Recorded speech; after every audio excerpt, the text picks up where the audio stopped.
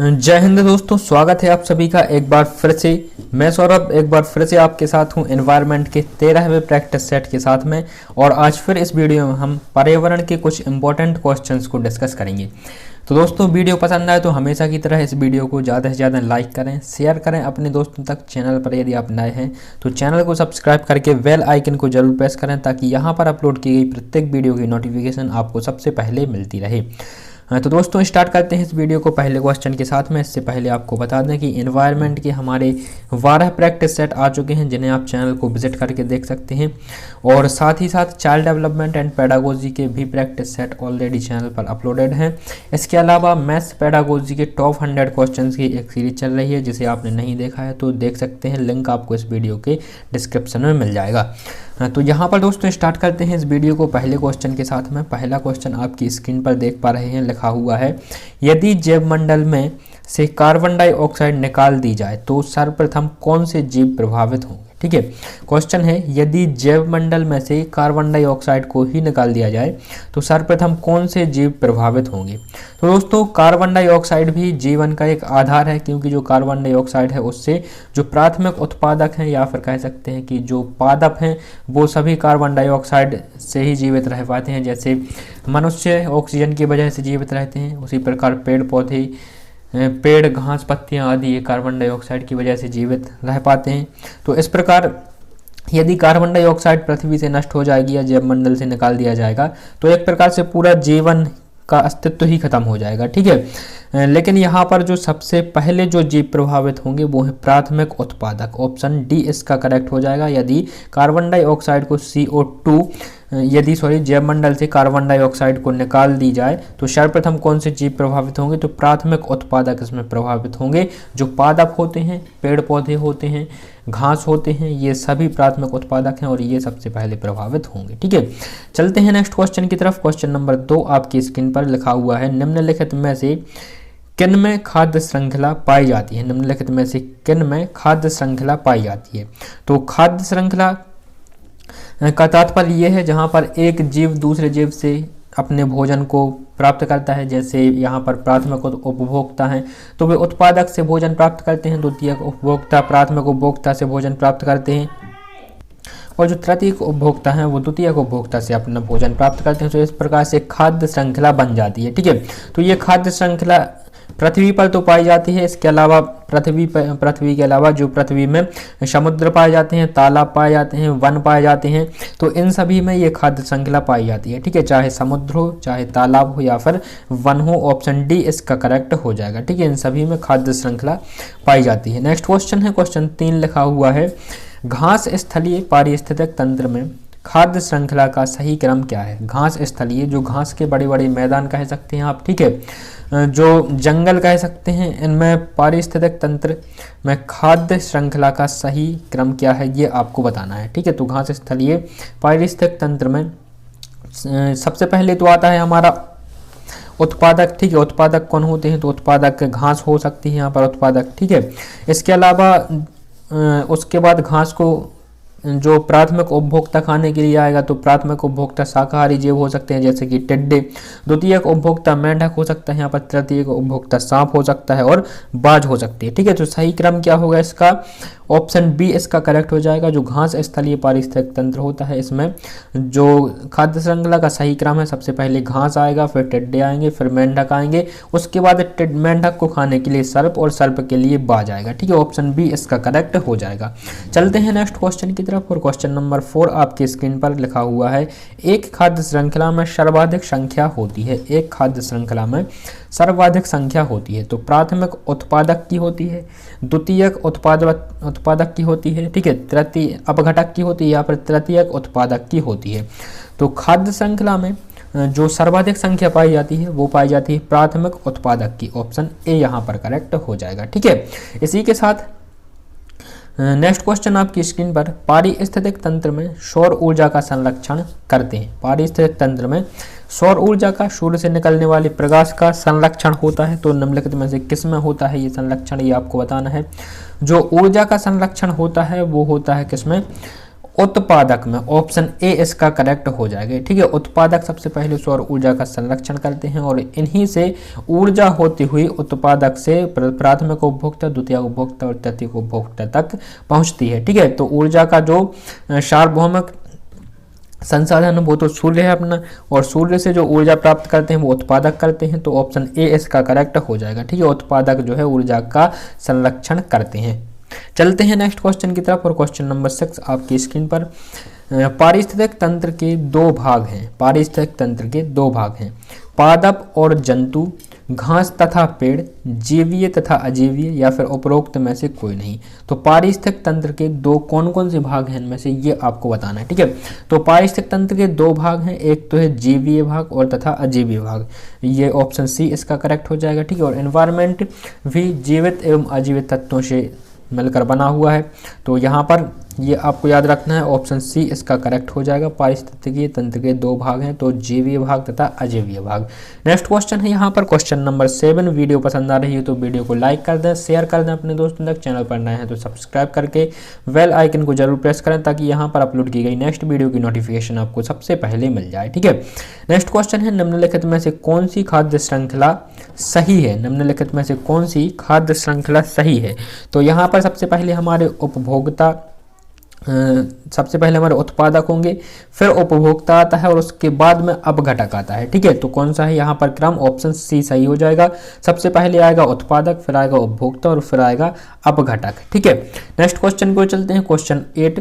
भारतीय औद्योगिक प्रगति की मुख्य बाधाएं हैं, भारतीय औद्योगिक प्रगति की मुख्य बाधाएं हैं। ठीक है, तो ऐसी कौन सी कारण है जिसकी वजह से भारत में औद्योगिक प्रगति उस हिसाब से नहीं हो पा रही है, उस तीव्र गति से नहीं हो पा रही है जिस गति से होनी चाहिए, या फिर जो विकसित देशों में जो गति है औद्योगिक प्रगति की वो हमारे भारत में क्यों नहीं है, इसके सामने क्या बाधाएं उत्पन्न होती हैं। ठीक है, तो इसके सामने जो प्रमुख बाधाएं उत्पन्न होती हैं, अल्प तकनीकी विकास है भारत में, बिल्कुल भारत में अभी उतना तकनीकी विकास उससे पायदान तक नहीं पहुंचा है जहां तक पहुंचना चाहिए। ऑप्शन बी है कम पूंजी, तो भारत में पूंजी की भी कमी है, और अशिक्षा एक बहुत बड़ी वजह है भारत में औद्योगिक प्रगति को जो थामे हुए है। ठीक है, तो ऑप्शन डी यहाँ पर करेक्ट हो जाएगा, उपर्युक्त सभी, ये सभी जो हैं अल्प तकनीकी विकास हो, कम पूंजी हो या फिर अशिक्षा, ये सभी औद्योगिक प्रगति के सामने मुख्य बाधाएं हैं। ठीक है, नेक्स्ट क्वेश्चन है यहाँ पर क्वेश्चन 9 लिखा हुआ है, सभी के उपयोग में आने वाली संपत्ति है, सभी के उपयोग में ऐसी कौन सी संपत्ति है जो सभी को उपयोग में आती है। सार्वजनिक संपत्ति ऐसी हो सकती है। ठीक है, ऑप्शन ए है निजी संपत्ति, ऑप्शन बी है सार्वजनिक संपत्ति, ऑप्शन सी है पारिवारिक संपत्ति, या फिर ऑप्शन डी है सामाजिक संपत्ति। तो ऐसी कौन सी संपत्ति है जो सभी के प्रयोग में आती है, तो ये है सार्वजनिक संपत्ति, ऑप्शन ए इसका करेक्ट हो, सॉरी ऑप्शन बी इसका करेक्ट हो जाएगा। ठीक है, सार्वजनिक संपत्ति होती हैं, ये सरकार के अधीन होती हैं, जैसे आपका सड़क हो गया, सार्वजनिक तालाब हो गया, इस प्रकार से सिंचाई नहर परियोजना हो गई, नहर आदि, ये सार्वजनिक संपत्तियां हैं जो सभी के काम में आती हैं। ठीक है, नेक्स्ट क्वेश्चन की तरफ चलते हैं, क्वेश्चन 10 लिखा हुआ है, एस्कॉर्बिक नामक रोग, एस्कॉर्बिक नामक रोग किस की कमी के कारण होता है। ठीक है, ये आपको बताना है, विटामिन ए की, विटामिन बी की, विटामिन सी की, या फिर विटामिन डी की। तो दोस्तों ये जो चारों विटामिन है, चाहे विटामिन ए हो, विटामिन बी हो, विटामिन सी हो या फिर विटामिन डी हो, ये चारों इंपॉर्टेंट हैं और इससे एक ना एक क्वेश्चन आपके टेट एग्जाम में बनता ही है, तो चारों आपको पता होने चाहिए। यदि पता नहीं है तो अभी मैं यहाँ पर बताता हूँ, आप नोट कर सकते हैं। तो विटामिन ए की कमी से होने वाला रोग रतौंधी है, हम बचपन से पढ़ते आ रहे हैं, क्या, रतौंधी। ठीक है, विटामिन बी की कमी से होने वाला रोग बेरीबेरी है, विटामिन सी की कमी से होने वाला रोग एस्कॉर्बी है। ठीक है, और विटामिन सी को एस्कॉर्बिक एसिड के नाम से हम जानते हैं, ये भी आपको याद रखना चाहिए। समस्त खट्टे पदार्थों में, जैसे कि अचार हो गया, नींबू का अचार, आम का अचार आदि जो खट्टे पदार्थ होते हैं, संतरा आदि में यहाँ पर विटामिन सी पाया जाता है। ठीक है, और विटामिन जो डी है, विटामिन डी से होने वाला जो रोग है वो शुक्की का रोग विटामिन डी की वजह से हो जाता है। ठीक है, तो ये आपको याद रखना है। विटामिन डी कहाँ से मिलता है, तो सूर्य की रोशनी से विटामिन डी मिलता है, ये आपको याद रखना है। नेक्स्ट क्वेश्चन की तरफ चलते हैं, यहाँ पर क्वेश्चन नंबर 11 आपकी स्क्रीन पर, भोज्य पदार्थ को सुरक्षित रखने की क्रिया को क्या कहते हैं, भोज्य पदार्थ को सुरक्षित रखने की क्रिया को क्या कहते हैं। भोज्य संरक्षण कहते हैं, प्रशीतन कहते हैं, उबालना कहते हैं या फिर पाश्चुरीकरण कहते हैं। तो भोज्य पदार्थ को संरक्षित रखने की प्रक्रिया को या फिर क्रिया को क्या कहते हैं, तो हम भोज्य संरक्षण कहते हैं। काफी सिंपल ये आंसर यहाँ पर हो जाता है। ठीक है, इसके अलावा जो पाश्चुरीकरण है, ठीक है, तो पाश्चुरीकरण की जो पद्धति है ये लुईस पाश्चर नामक एक वैज्ञानिक थे। इन्होंने रेबीज का इंजेक्शन इजाद किया था। रेबीज की जो वैक्सीन है इन्होंने इजाद की थी लुई पाश्चर ने। यहाँ पर ये एक्स्ट्रा इन्फॉर्मेशन है, आपको याद रखनी है। ठीक है, और लुई पाश्चर ने ही पाश्चुरीकरण की पद्धति इजाद की थी, जिससे दूध को सुरक्षित रखा जाता है। दूध को एक विशेष तापमान पर गर्म किया जाता है, पाश्चुरीकरण मेथड से इसे सुरक्षित रखा जाता है। ठीक है, तो ये भी आपको याद रखना है। चलते हैं नेक्स्ट क्वेश्चन की तरफ। क्वेश्चन नंबर 12 आपको इस वीडियो का आपकी स्क्रीन पर है। मृदा प्रदूषण के प्रमुख कारण हैं। मृदा प्रदूषण के प्रमुख कारण हैं अम्लीय वर्षा। अम्लीय वर्षा मृदा प्रदूषण से नहीं हो सकती। ठीक है, इसके अलावा है खानों से प्राप्त जल, उर्वरकों तथा कीटनाशकों का अत्यधिक प्रदूषण या फिर उपयुक्त सभी। ठीक है, तो मृदा प्रदूषण के प्रमुख कारण हैं, तो मृदा प्रदूषण इन सभी कारणों से हो सकती है। ऑप्शन डी इसका यहाँ पर करेक्ट हो जाएगा। ठीक है, चाहे अम्लीय वर्षा हो, अम्लीय वर्षा जो यहाँ पर मृदा से अम्लीय, यहाँ पर जो हमें समझने की जरूरत है, मृदा से अम्लीय वर्षा नहीं होती है मृदा प्रदूषण से। ठीक है, बल्कि अम्लीय वर्षा से मृदा प्रदूषण होता है। तो ऑप्शन डी इसका करेक्ट हो जाएगा। मृदा प्रदूषण के प्रमुख कारण है, तो अम्लीय वर्षा से मृदा प्रदूषण होती है, खानों से प्राप्त जल से मृदा प्रदूषण हो सकती है, और उर्वरकों तथा कीटनाशकों के अत्यधिक प्रयोग से भी मृदा प्रदूषण होती है। ऑप्शन डी इसका करेक्ट हो जाएगा। ठीक है, चलते हैं नेक्स्ट क्वेश्चन की तरफ। और क्वेश्चन 13 आपकी स्क्रीन पर, क्वेश्चन 13 आपकी स्क्रीन पर लिखा हुआ, वायुमंडल में कार्बन डाइऑक्साइड CO2 का प्रतिशत है। ठीक है, तो ये काफ़ी इंपॉर्टेंट क्वेश्चन है और एनवायरनमेंट में या फिर कह सकते हैं जो एमपीटेट वर्ग 3 का एग्जाम है। ठीक है, इसमें ये क्वेश्चन एक ना एक पूछा ही जाता है, जैसे कि नाइट्रोजन का परसेंटेज पूछ लेंगे, ऑक्सीजन का परसेंटेज पूछ लेंगे, या फिर कार्बन डाइऑक्साइड का परसेंटेज पूछ लेंगे। तो यहाँ पर जो कार्बन डाइऑक्साइड का परसेंटेज है, ठीक है, ये होता है कितना, 0.03%। ये आपको याद रखना है। कार्बन डाइऑक्साइड का जो प्रतिशत है वायुमंडल में 0.03%। पूछा जाए नाइट्रोजन का प्रतिशत कितना है, तो नाइट्रोजन का भी आपको याद होना चाहिए, 78% है। ऑक्सीजन का प्रतिशत कितना है, तो 21% ऑक्सीजन है। ठीक है, और 0.03% यहाँ पर जो है कार्बन डाइऑक्साइड है। और ये तीनों महत्वपूर्ण है आपके TET exam point of view से, तीनों आपको पता होनी चाहिए। नाइट्रोजन 78%, ऑक्सीजन 21% और 0.03% कार्बन डाइऑक्साइड। इसके अलावा जो अदर गैसेस हैं, इसके अलावा जो बचा हुआ हिस्सा है वो अदर गैसेस का रहता है। ठीक है, नेक्स्ट क्वेश्चन है, मैदानी क्षेत्रों में पारिस्थितिकी संतुलन को कायम रखने हेतु वन आवरण का न्यूनतम प्रतिशत है। मैदानी क्षेत्रों में पारिस्थितिकी संतुलन को कायम रखने हेतु वन आवरण का न्यूनतम प्रतिशत है। 50%, 40%, 33% या फिर 25%। ठीक है, तो इसका जो आंसर हो जाता है ऑप्शन डी 25%। जो मैदानी क्षेत्र है, मैदानी क्षेत्रों में पारिस्थितिक संतुलन को कायम रखने के लिए आवश्यक है कि वहां पर 25% वन होने चाहिए। 25% वन होना आवश्यक है। ठीक है, तभी वहां पर पारिस्थितिकी में संतुलन बना के रखा जा सकता है। ठीक है, चलते हैं नेक्स्ट क्वेश्चन की तरफ। और क्वेश्चन यहाँ पर हमारा 15 लिखा हुआ है, नदियों को तापीय प्रदूषण से रोका जा सकता है। नदियों को तापीय प्रदूषण से रोका जा सकता है किसकी वजह से यहाँ पर रोका जा सकता है? नाभिकीय विस्फोट पर रोक लगाकर, ताप बिजली घरों से निकलने गर्म पानी को नदियों में डालने से रोककर, नदियों के किनारे वृक्ष लगाकर, या फिर ध्वनि प्रदूषण को रोककर। ठीक है, तो इसका जो आंसर हो जाता है हमारा ऑप्शन नंबर बी, ताप बिजली घरों से जो गर्म पानी निकलता है उस गर्म पानी को यदि नदियों में डालने से रोक दिया जाए, क्योंकि जो ताप विद्युत परियोजनाएं होती हैं, ताप बिजली घर होते हैं जहाँ पर पानी को गर्म करके उबाल कर उसे टरबाइन को घुमाया जाता है भाप के द्वारा।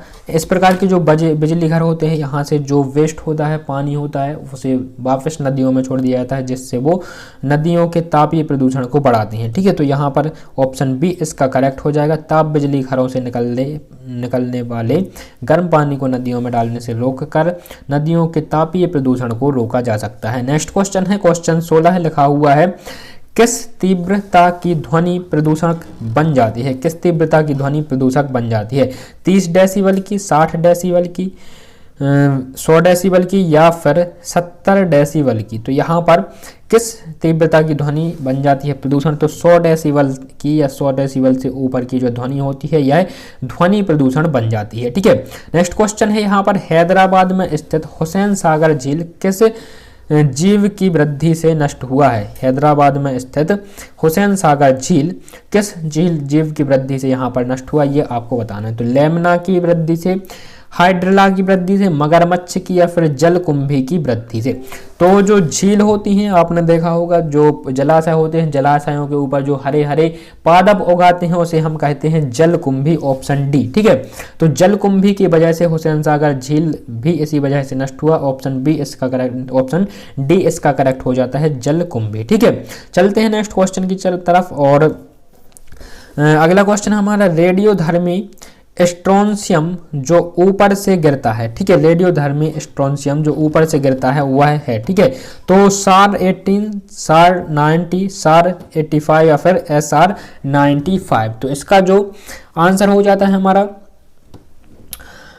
ऑप्शन बी इसका करेक्ट हो जाएगा, SR 90। जो रेडियोधर्मी स्ट्रोंशियम जो ऊपर से गिरता है वो है सार 90, तो ऑप्शन बी इसका करेक्ट हो जाएगा। ठीक है, नेक्स्ट क्वेश्चन है क्वेश्चन नंबर 19, अत्याधुनिक काल में निम्नलिखित में से कौन सा प्रदूषण का कारण है? अत्यधिक काल में निम्नलिखित में से कौन सा प्रदूषण का कारण है? गंदी नाली, रेडियोधर्मी ध्वनि या फिर कुआं? अत्याधुनिक काल में निम्नलिखित में से कौन सा प्रदूषण का कारण है? गंदी नाली, रेडियोधर्मी या फिर ध्वनि या फिर कुआं? तो इसका जो आंसर हो जाता है हमारा ऑप्शन बी, रेडियोधर्मी प्रदूषण। आधुनिक काल में जो बढ़ रहा है सबसे अधिक रेडियोधर्मी प्रदूषण है। टावरों से निकलने, जो मोबाइल टावर होते हैं या फिर ऐसे जो ट्रांजिशन डिवाइस होती हैं, ठीक है, इनसे रेडियोधर्मी प्रदूषण होता है और यही सबसे अधिक विनाश का कारण बन सकता है भविष्य में, ऑप्शन बी इसका करेक्ट हो जाएगा। ठीक है, नेक्स्ट क्वेश्चन है यहाँ पर, और नेक्स्ट क्वेश्चन है क्वेश्चन नंबर 20, भारत में वायु परिवहन का विकास कब हुआ? भारत में वायु परिवहन का विकास कब हुआ? तो यह हुआ 1953 में, ऑप्शन ए इसका करेक्ट हो जाएगा। ठीक है, नेक्स्ट क्वेश्चन है क्वेश्चन 21, पौधों के पोषण तत्व हैं, पौधों के पोषण तत्व हैं कौन कौन से हैं यहाँ पर? पौधों के पोषण तत्व नाइट्रोजन तथा फास्फोरस, ऑप्शन बी इसका सही हो जाएगा। चलते हैं अगले क्वेश्चन की तरफ, और क्वेश्चन नंबर 22, रासायनिक खाद के लगातार उपयोग से मिट्टी की क्षारीयता में खालिस्तान होती है। रासायनिक खाद के लगातार उपयोग से मिट्टी की क्षारीयता में कमी आती है, वृद्धि होती है या फिर कोई परिवर्तन नहीं होता है, इनमें से कोई नहीं। तो रासायनिक खाद का ज़्यादा उपयोग किया जाता है जब, तो उसकी वजह से मिट्टी की क्षारीयता में वृद्धि आती है, ऑप्शन बी इसका करेक्ट हो जाएगा। ठीक है, और यहाँ पर एक क्वेश्चन कवर किया था पिछली वीडियोस में, वहाँ पर था कि मिट्टी की अम्लीयता को दूर करने के लिए उसमें क्या मिलाया जाता है। ठीक है, तो मिट्टी की अम्लीयता को दूर करने के लिए डोलामाइट एवं चूने के, सफ़ेद चूने के चूर्ण को मिलाया जाता है, ये भी आपको याद रखना है। नेक्स्ट क्वेश्चन है क्वेश्चन नंबर यहाँ पर है हमारा 23, पारिस्थितिक तंत्र में उच्चतम पोषण स्तर पर प्राप्त है। पारिस्थितिकी तंत्र में उच्चतम पोषण स्तर प्राप्त है मांसाहारी को, सर्वाहारी को, अपघटक को या फिर शाकाहारी को? तो इसका जो आंसर है ऑप्शन डी यहाँ पर करेक्ट हो जाता है।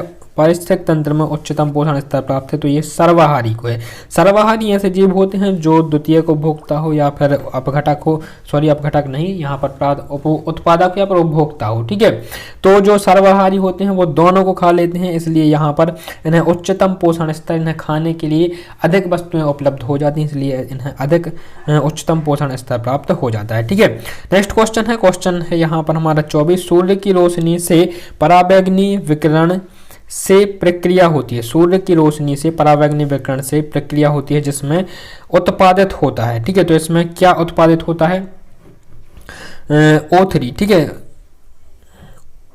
O3 मतलब यहाँ पर ओजोन का। ठीक है, सूर्य की रोशनी से पराबैंगनी विकिरण। इस क्वेश्चन की यहाँ पर लैंग्वेज थोड़ी सी चेंज है, और यहाँ पर पूछा जाता है कि सूर्य से आने वाली पराबैंगनी विकिरणों को रोकने वाला जो परत है वो कौन सी है? तो यहाँ पर ओजोन परत होती है जिसे हम O3 के नाम से जानते हैं। ठीक है, O3।